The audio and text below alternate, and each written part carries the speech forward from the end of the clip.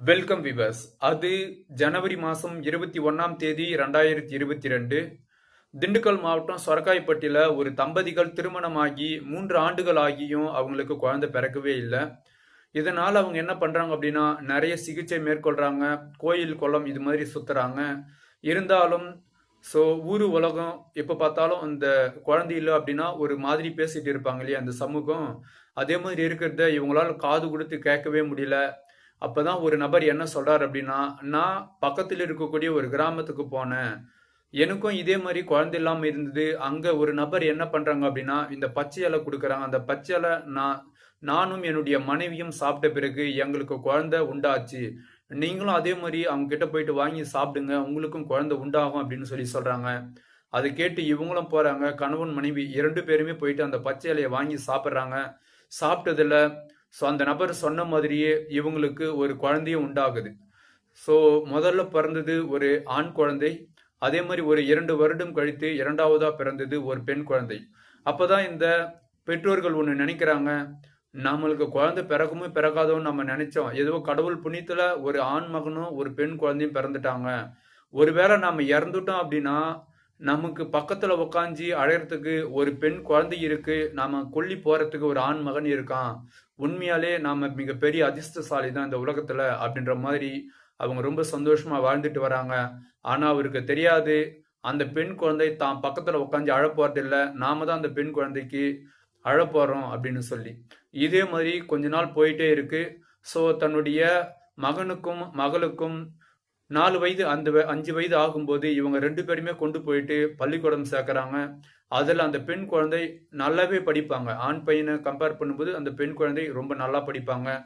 இதே மாதிரி படிச்சுட்டு இருக்கும்போது ஒரு நாள் பேரண்ட்ஸ் மீட்டிங் அப்படின்னு சொல்லி ஸோ பேரண்ட்ஸை பள்ளிக்கூடம் வர வைக்கிறாங்க. அப்போ ஆசிரியர் ஒருத்தர் இவர்கிட்ட சொல்றாங்க, அவங்களுடைய அப்பா கிட்ட, உன்னுடைய மகள் உண்மையிலே நல்லா படிக்கிறான், இவன் மிகப்பெரிய ஒரு டாக்டரோ அல்லது இன்ஜினியரோ ஆவா, கடைசி வரைக்கும் இவங்க என்ன நினைக்கிறாங்களோ அதை படிக்க வைங்க அப்படின்னு சொல்லி, அதுவே இவர் என்ன பண்றாரு அப்படின்னா, நான் கட்டாயம் செய்யறேன் சார், நான் படிக்க வைக்கிறேன் அப்படின்னு சொல்லி வராரு. ஆனா அப்போ அவருக்கு தெரியாது, தன்னுடைய மகள் 10ஆம் வகுப்பு தாண்டி 11ஆம் வகுப்பு போகும்போது இறக்க போறாங்க அப்படின்னு சொல்லி.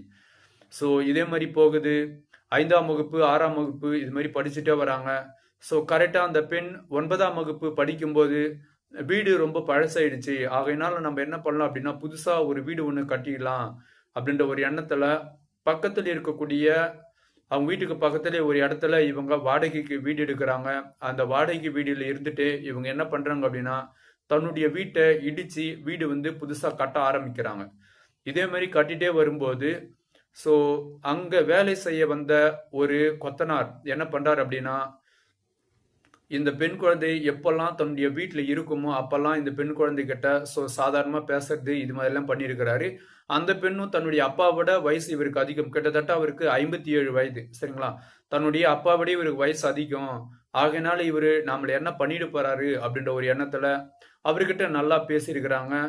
அதே மாதிரி அவங்களுடைய அப்பா அம்மாவும் ஸோ நமக்கே இவர் அப்பாவா இருப்பாரு, இவர் என்ன நம்ம மகக்கிட்ட தப்பா நடந்துக்க போறாரு அப்படின்னு சொல்லி அதை அவங்களுடைய அப்பா அம்மாவும் கேர்லெஸ்ஸா விட்டு இருக்கிறாங்க. இதே மாதிரி அவங்களுடைய வேலை கொஞ்சம் கொஞ்சமா முடியுது. அப்போ அந்த மேஸ்திரி அந்த கொத்தனார் என்ன பண்றாரு அப்படின்னா, இந்த பெண்ணை நாம எப்படியாவது அடையணும் அப்படின்ற ஒரு தவறான ஒரு எண்ணத்துக்கு போறாரு. ஸோ அதற்காக இவர் என்ன பண்றாரு அப்படின்னா, எப்பெல்லாம் அந்த பெண் பள்ளிக்கூடம் வீட்டில், அதாவது பள்ளிக்கூடம் லீவா இருந்து வீட்டில் இருக்கோ அப்பெல்லாம் ஸோ அந்த பெண்கிட்ட ரொம்ப பேசி கொடுப்பாரு. இதே மாதிரி போகுது. ஸோ உங்களுக்கே நல்லாவே தெரியும், மொபைல் நம்பர் வாங்கிப்பாங்க, எப்படியா இருந்தாலும் பேசுவாங்க இல்லையா. ஸோ அது மாதிரி தன்னுடைய அப்பாவுடைய மொபைல் நம்பர் தான் அந்த நபர் வச்சிருக்கிறாரு. அது மாதிரி வச்சிருக்கும்போது அந்த போன் எடுத்து இந்த பொண்ணு வச்சுக்கிட்டு விளையாடிட்டு இருக்கும்போது திடீர்னு அந்த நபர் போன் பண்ணுவார். போன் பண்ணி இந்த பொண்ணுக்கிட்டே பேசுவார். ஆனால் இந்த பெண் ஸோ ஒரு அப்பா ஸ்தானத்தில் தான் பேசியிருக்கிறாங்க. ஸோ இது மாதிரி இருக்க ஒரு நாள் உன்னுடைய அப்பா வீட்டில் இல்லையா அப்படின்னு சொல்லி கேட்டிருக்கிறாரு. இல்லை, என்னுடைய அப்பாவும் அம்மாவும் வெளியே போயிருக்கிறாங்க அப்படின்னு சொல்லி அந்த பெண் சொல்லியிருக்குது. இந்த நேரத்தில் அந்த மேஸ்திரி என்ன பண்ணுறாரு அப்படின்னா, கரெக்டாக அந்த இவங்க இருக்கக்கூடிய அந்த வாடகை வீட்டாண்ட வந்திருக்கிறாரு.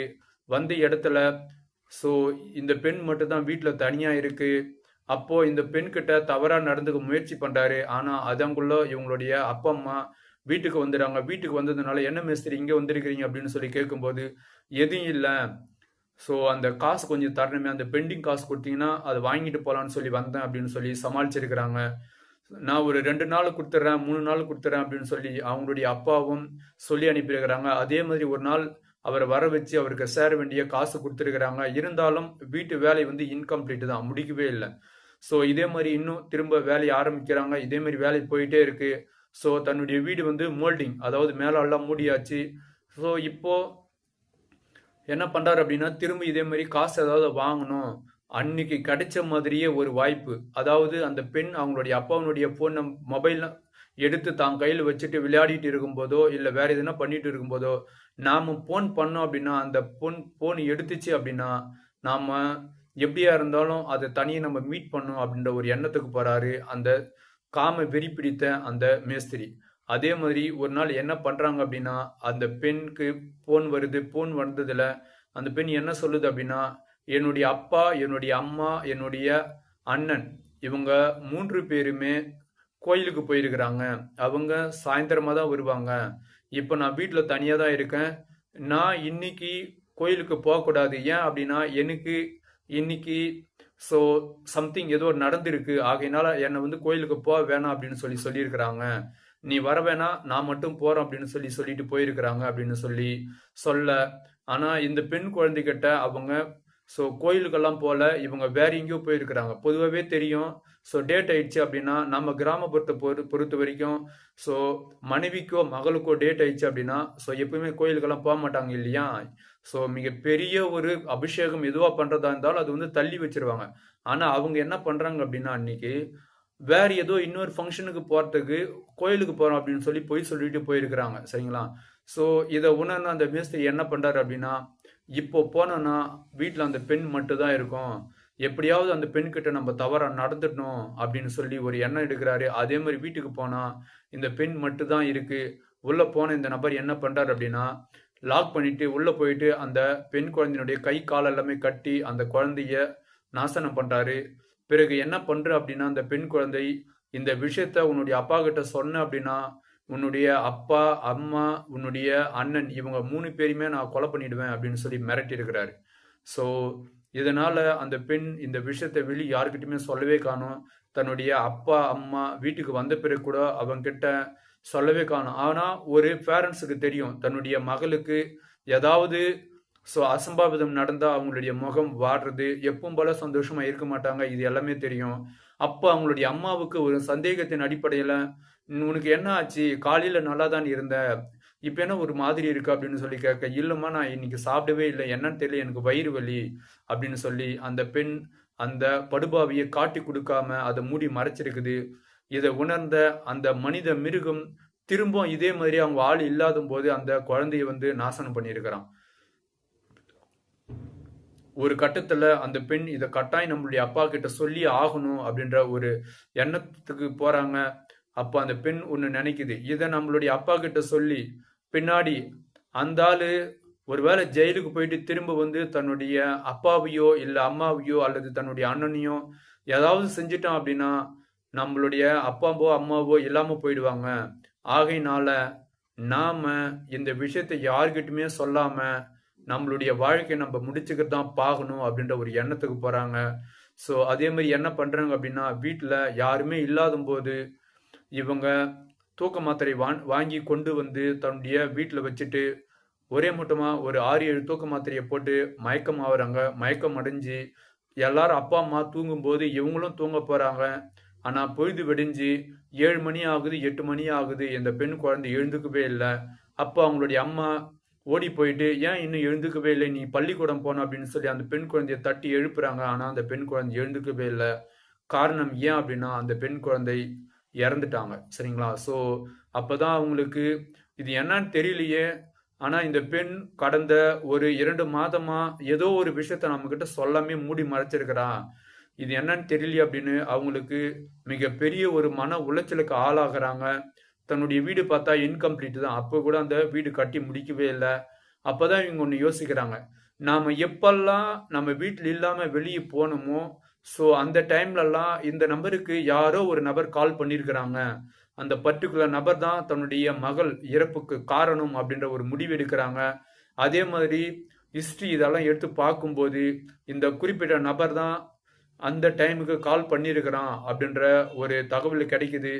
அதே மாதிரி ஸோ வீட்டு வேலை செஞ்ச பல மேஸ்திரிகள் சரிங்களா. ஸோ வீட்டு வேலை செய்யணும்னா குறைஞ்சது ஒரு 10 பேர் 12 பேராவது வேலை செய்வாங்க இல்லையா. அதுமாரி வேலை செய்யும்போது இந்த குறிப்பிட்ட நபர் மட்டும் அந்த பெண் இறக்கும்போது வந்து என்ன ஏதுன்னு பார்க்கவே இல்லை.